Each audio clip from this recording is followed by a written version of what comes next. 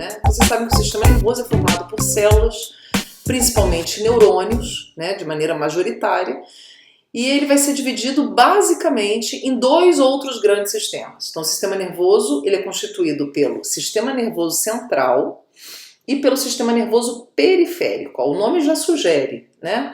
O sistema nervoso central é formado por duas estruturas. O encéfalo, que fica onde, gente? Na caixa craniana, e a medula espinhal. A medula espinhal fica no interior da coluna vertebral, né? É o recheiozinho da coluna vertebral, é a medula espinhal. Então essas duas estruturas formam o sistema nervoso central. O sistema nervoso periférico é gigantesco, né? Ele vai ser formado principalmente por gânglios que estão aqui ao lado, ao longo da coluna vertebral, então a gente chama de gânglios paravertebrais, e a gente tem nervos que estão distribuídos no corpo todo. Então a gente tem nervo na cabeça, pescoço, braços, tronco, abdômen, pelve, pernas, tudo. Então tudo tem nervo, né? Então a gente vai ter os nervos distribuídos por toda parte e isso compõe o que é sistema nervoso periférico, ou seja, ele está distribuído na periferia. Então a gente considera o central, encéfalo e medula e o restante tudinho é a periferia do corpo, vamos dizer assim. Então é o seguinte, gente, vamos entender um pouco melhor isso. Ó. Como é que esses sistemas, então, eles trabalham de uma maneira bem geralzona. Então o sistema nervoso central, como eu falei para vocês, encéfalo, medula espinhal, beleza. Então, essas duas estruturas compõem o centro de controle lá, tipo uma sala de controle.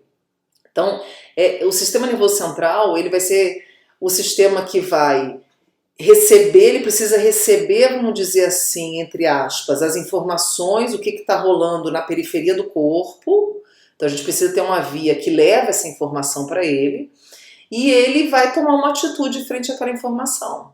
Né? Então, que resposta que ele vai dar frente a isso? Então, ele ativa outras vias que vão ativar outros tecidos do corpo. Então, como é que é isso? Vamos entender melhor. Então, essa informação, vamos dizer, entre aspas, que eu estou falando aqui, na realidade são estímulos. Né? Então, a gente tem vários elementos que correspondem a estímulos sensoriais. Por que a gente chama assim? Porque são elementos, fatores que são capazes de ativar receptores sensoriais. Tá, não falou nada. O que são os receptores sensoriais? É o seguinte, gente, o que é estímulo para o corpo?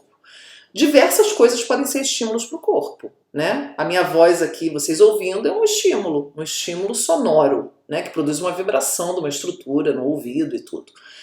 Vocês me vendo aí é um estímulo visual, né? Vocês estão olhando para uma tela, tem luz e tudo, isso é estímulo também. Quando a gente encosta nas coisas, tudo representa um estímulo, tudo ativa o que é sensor. Calor, né? Então a gente tem estímulos, a gente pode dizer que são que tipos? Térmicos, mecânicos, elétricos, químicos, dolorosos, né? Enfim, esses estímulos, eles fazem o que? Ativam sensores.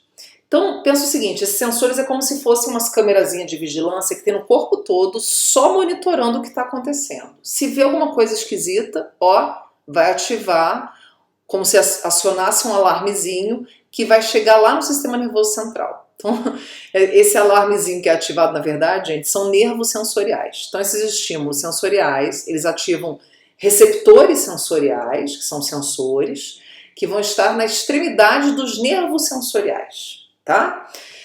E aí esses nervos sensoriais, eles vão ser os primeiros que a gente vai falar aqui, que constituem o sistema nervoso periférico. Tá? Então o sistema nervoso central é constituído por encéfalo, medula, sistema nervoso periférico, nervos sensoriais, primeiro tipo. A gente vai falar dos outros. Então os nervos sensoriais é que vão conduzir impulso em direção ao sistema nervoso central. Com a intenção de quê, gente? De acionar esse sistema, de ativar, de botar esse sistema ciente do que está acontecendo. Tá? Então, quando a gente, por exemplo, encosta numa superfície quente, bota a mão numa panela quente, a gente coloca a mão, a gente vai sentir a mão, né? A mão vai perceber, vai ser ativado os sensores de calor na mão, né? Os sensores térmicos, os receptores, termorreceptores. O calor vai fazer essa ativação, isso vai subir por nervo sensorial, a gente vai ter a consciência de que aquilo está quente e vai ter o reflexo de retirada. Então é o seguinte, então a gente vai ter esse nervo sensorial conduzindo para o sistema nervoso central, ou via medula espinhal, por exemplo, se o estímulo for feito aqui, vai ser via medula espinhal, né? Se for feito na região de face, vai ser direto pro encéfalo, olha lá. E aí a gente tem a consciência do que está acontecendo. E aí o sistema nervoso central tem que tomar uma atitude. Opa, o que essa pessoa está fazendo? Botando a mão aí, vai se queimar, vai estragar o corpo, né? Vai ferir esse organismo, não queremos ferir o organismo, queremos manter o organismo íntegro para impedir a ocorrência de morte de células e tudo. Então a gente tem que tomar uma atitude. Então essa condição de subida, gente, é o que a gente chama de condução aferente ou ascendente. Então os nervos sensoriais sempre vão conduzir da periferia para o sistema nervoso central. E aí o sistema nervoso central vai retornar com o impulso, agora através de uma outra via nervos, por exemplo, nesse exemplo que eu dei para vocês de botar a mão numa superfície quente, nervo motor, e os nervos motores, eles fazem o quê? Eles inervam tecidos na periferia. Que tecidos são esses, gente?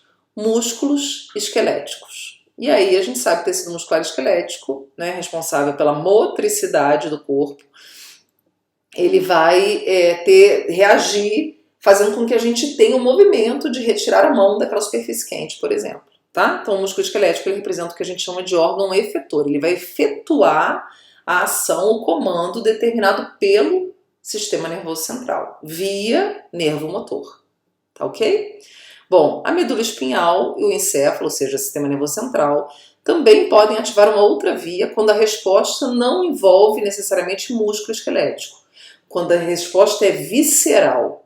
Então, por exemplo, se a gente está mastigando alguma coisa na hora que a gente está comendo e tudo, a gente engole esse alimento no tubo já do esôfago descendo, ele vai servir como um estímulo sensorial, um estímulo mecânico. Os sensores do esôfago e tal, de todo o trato gastrointestinal, vai perceber a presença do alimento e a gente vai ter então esse nervo sensorial sendo estimulado, né, levando esse impulso aqui para o sistema nervoso central, que vai retornar agora não através de nervos motores, mas sim através de nervos que vão estimular o peristaltismo gastrointestinal, que são os nervos autonômicos, tá? Então os nervos autonômicos, eles vão inervar estruturas que são involuntárias, que a gente não tem autonomia no seu funcionamento. Que tecidos são esses, gente? Quais são os órgãos efetores estimulados por nervos autonômicos? Estimulados ou inibidos, né? Músculo cardíaco, músculo liso, principalmente esses, tá? Músculo liso, então, peristaltismo, esse exemplo que eu dei para vocês, e glândulas.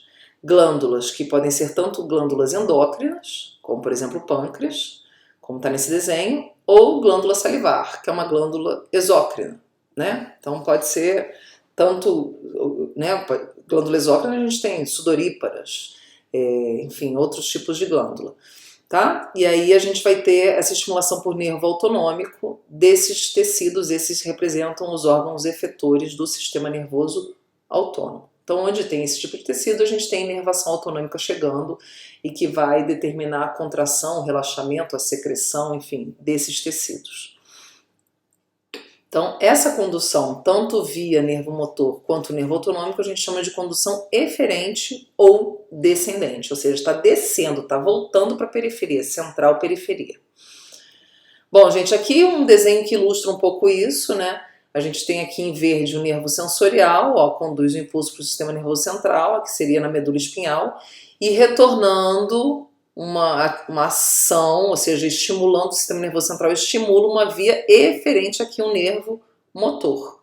Do outro lado aqui está uma víscera, a mesma coisa, a gente tem então primeiro a estimulação através de nervo sensorial do sistema nervoso central, é a forma como ele fica sabendo o que está acontecendo. Costumo dizer que o nervo sensorial é o X9 do nosso corpo. Vocês sabem o que é X9, né? X9 é o caguete, assim, né? No Rio a gente fala assim.